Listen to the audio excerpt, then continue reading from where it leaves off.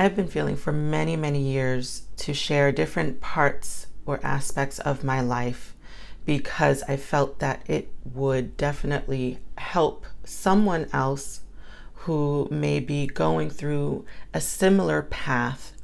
And I hope that the choices that I share in different parts of my journey will help assist you in navigating through parts of your life. I feel we all have stories to tell, and telling our stories, I feel, can greatly impact this world as a whole in a lot of ways, because we all are experiencing different parts of our journey, and hearing someone else's story may help you make better choices or learn how to navigate through difficult times in your own life. So I feel sharing my journey will have a great impact into a lot of people's lives, and I hope you'll listen and learn from it yourself. One part of my life that I want to share is what I consider my before life, my life from birth to when I was 21 years old. During that 21-year time span, I was a Jehovah's Witness. I was born in third generation, and I dedicated my life in baptism, which they strongly encouraged, at the age of 11. Now, I knew the possible things that could happen when you take that step in getting baptized. If you do something wrong, there's the potential to be disfellowshipped, which ultimately happened to me.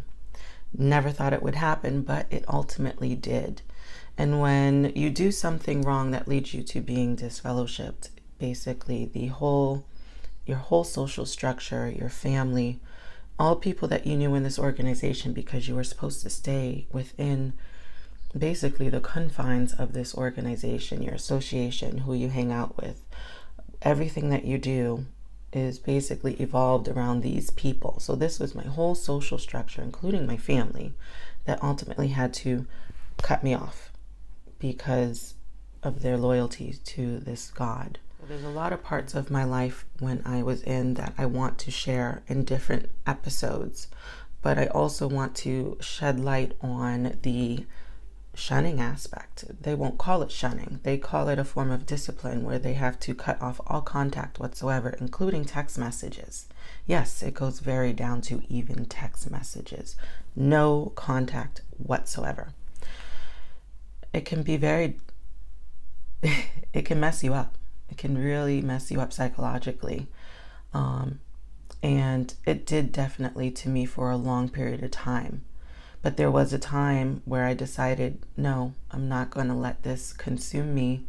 I was very angry. I was very bitter. I was very resentful to people, my own family, to just everyone. But I had to learn, and I decided ultimately I wanted to live a happier life. And I took the needed steps to live a happier life. It wasn't something that just happened like that. It took time. It took work. But ultimately, I learned how to be happy. And that's what I want to share with you through my story on how I learned to live a happier life on my own and on my terms.